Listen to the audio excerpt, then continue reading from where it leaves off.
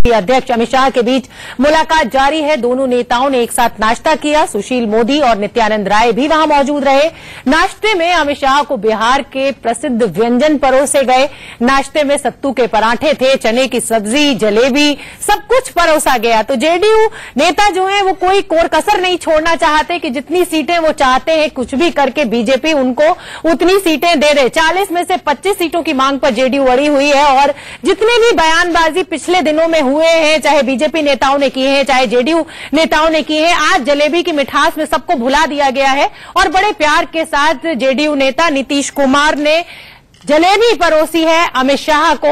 और ये कोशिश रहेगी कि जो पिछले दिनों में जो मनमुटाव रहा है और जो जिस तरीके की खबरें बाहर आ रही थी कि शायद गठबंधन टूट जाएगा, शायद जेडीयू इस बार साथ नहीं जाएगी, उस सब पर रोक लगा दी है और बहुत ही मजे से नाश्ते का लुत्फ लिया गया। ये तस्वीरें हम आपको दिखा रहे हैं। तमाम बड़े नेता जेडीयू के वहां पर मौजूद थे, आप देख सकते हैं। आम भी परोसे गए और दशहरी आम बहुत मीठे होते हैं, जलेबी बहुत मीठी होती है। तो ऐसी उम्मीद की जा रही है कि 2019 के चुनाव में जेडीयू और बीजेपी एक अच्छे जो कहे कि संबंधों के साथ आगे आएगी और 25 सीटों की जो मांग जेडीयू कर रहा है, हो सकता है बीजेपी उतना ना माने, लेकिन संबंधों को जरूर फिर से एक बार पटरी पर लाने की कोशिश के रूप में इस मुलाकात को देखा जा रहा है। तो ये हम आपको नीचे व्यंजन दिखा रहे हैं कि क्या क्या आज परोसा गया। सत्तू के पराठे, कचौड़ी, चने की सब्जी, तोरई की सब्जी, कोई कोर कसर नहीं छोड़ी गई अमित शाह के स्वागत में। और खुशी भी आप देख सकते हैं अमित शाह के चेहरे पर कि वो कितने खुश नजर आ रहे हैं। कहीं ना कहीं उनको भी टेंशन थी, जिस तरह से उनके घटक दल उनसे रूठते जा रहे हैं। महाराष्ट्र में शिवसेना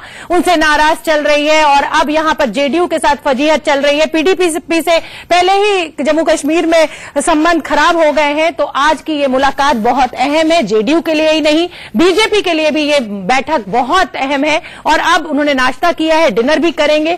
दोनों ही नेताओं के चेहरे की खुशी जो है वो बता रही है कि जो रास्ता निकला है या जो चर्चा हुई है वो बहुत अच्छी हुई है। जितने उनके साथ वहां पे लोग मौजूद थे वो भी बहुत खुश दिखाई दे रहे हैं। तो कहीं ना कहीं दोनों ही खेमों में एक टेंशन बनी हुई थी इस संबंधों को लेकर। आज वो संबंध जो है एक बार फिर से पटरी पर आए हैं और बहुत खुश अमित शाह दिखे, नीतीश कुमार भी बहुत खुश दिखे और बहुत बढ़िया नाश्ता उनको परोसा गया है। तो अब लगता है कि कोई बहुत ही बढ़िया नतीजा भी आएगा जनता के सामने। हालांकि अभी कोई प्रेस कॉन्फ्रेंस दोनों ही नेताओं ने नहीं की है, हमें कुछ पता नहीं लग पा रहा है, हम कयास ही लगा रहे हैं। लेकिन उम्मीद ऐसी है कि कुछ जलेबी की मिठास से भरी हुई खबर सामने आएगी। और जिस तरीके से हम ये कह रहे थे कि लगता है गठबंधन टूट जाएगा, अब उस सब चर्चाओं पर रोक लग गई है।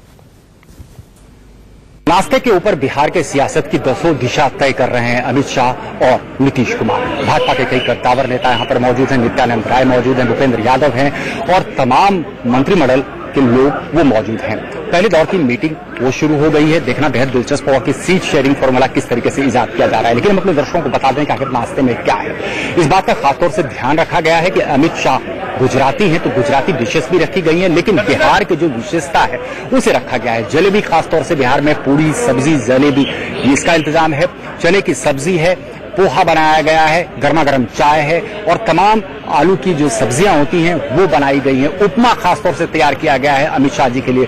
और तमाम भाजपा के जो कद्दावर नेता हैं अमित शाह जी के साथ फिलहाल नाश्ता करते हुए चर्चा कर रहे हैं कि आखिर सीट शेयरिंग फॉर्मूला बिहार में किस तरीके का हो।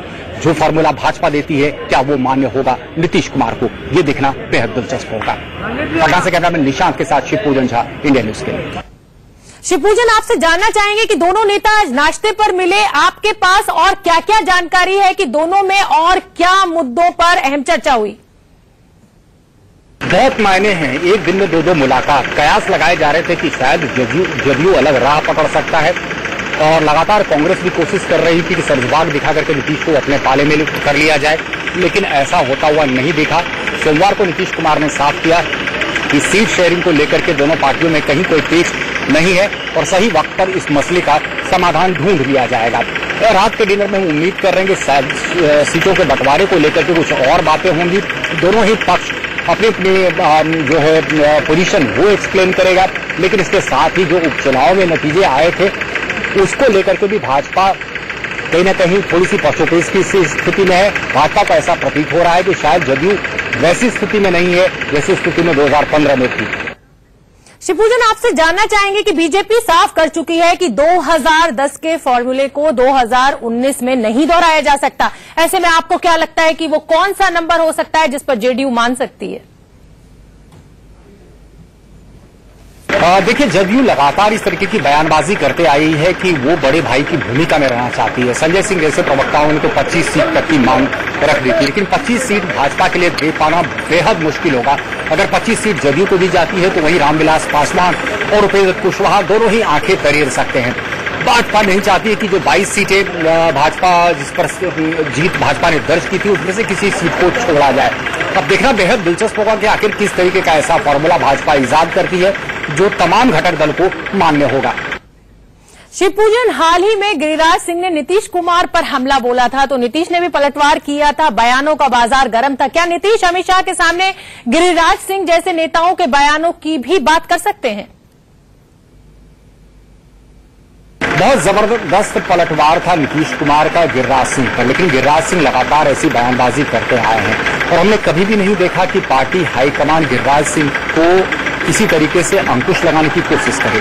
तो जाहिर तौर पर आने वाले दिनों में भी इस तरीके की बयानबाजी तो होती ही रहेगी, लेकिन नीतीश कुमार ने जाहिर तौर पर अपनी मंशा जाहिर कर दी है और हम उम्मीद कर रहे हैं कि आने वाली जो मुलाकात है शायद डिनर के वक्त अपनी इन बातों को अमित शाह के सामने नीतीश कुमार रख सकते हैं। लेकिन पार्टी इस पर क्या रुख लेती है ये देखना बेहद दिलचस्प होगा।